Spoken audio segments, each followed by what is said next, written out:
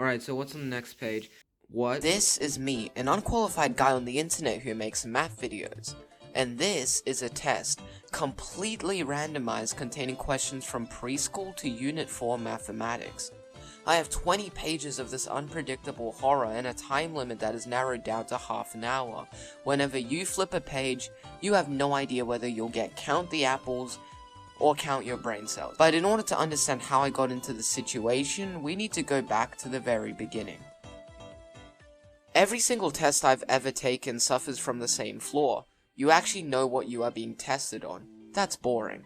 Instead, let's cram 12 years of education into 20 pages and completely ruin any coherency the test previously had. Through this way of thinking, I stumbled upon the idea of a randomized math test. Eventually, I gave in to my urges and started laying down the ground rules. For me to be satisfied with the test randomization, I wanted it to have three main conditions. 1. The taker of the test should never know what fields the test will cover. 2.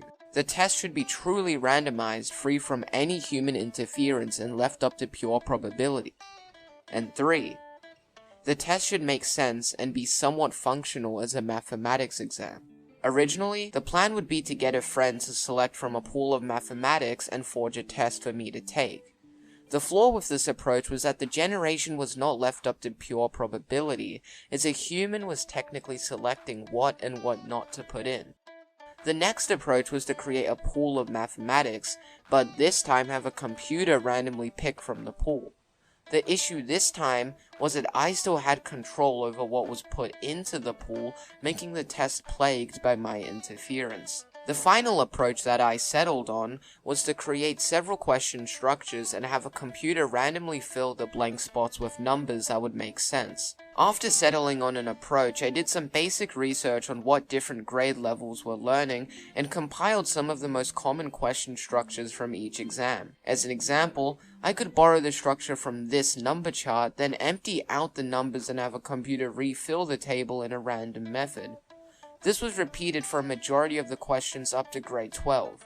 See, my program was too poorly coded to actually come up with more advanced maths in a way that was interesting, so I just hooked it up with some of the Extension 2 questions from previous HSC exams. I felt rather disappointed at myself for making this decision, but there was technically still an extent of randomization, so I let it slide.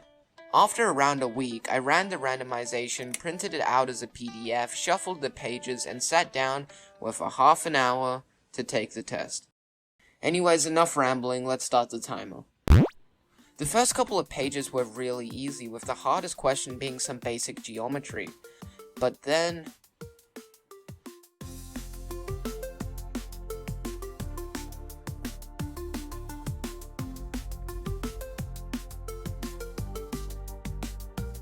Oh wow, that was a bit of a step up, okay.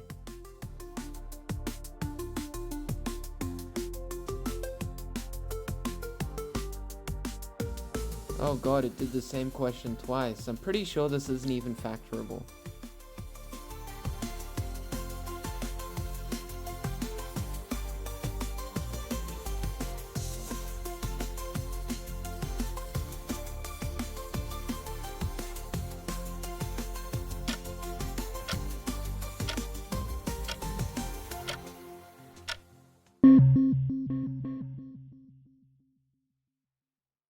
Oh god.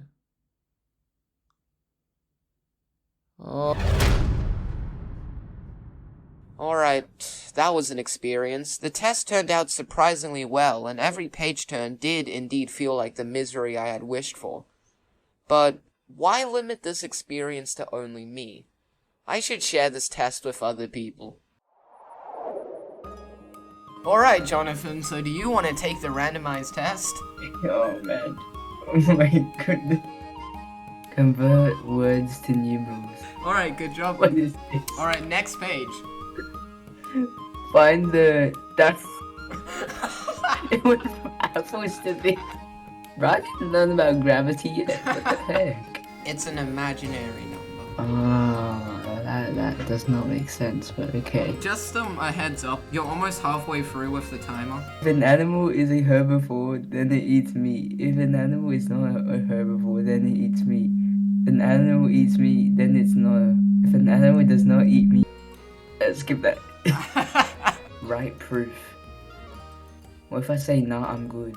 Yeah. Alright, that is the end of the time. Wait, are you recording? Yep, I'm recording now. Alright, first page, grade 3. Oh shit. Grade 11.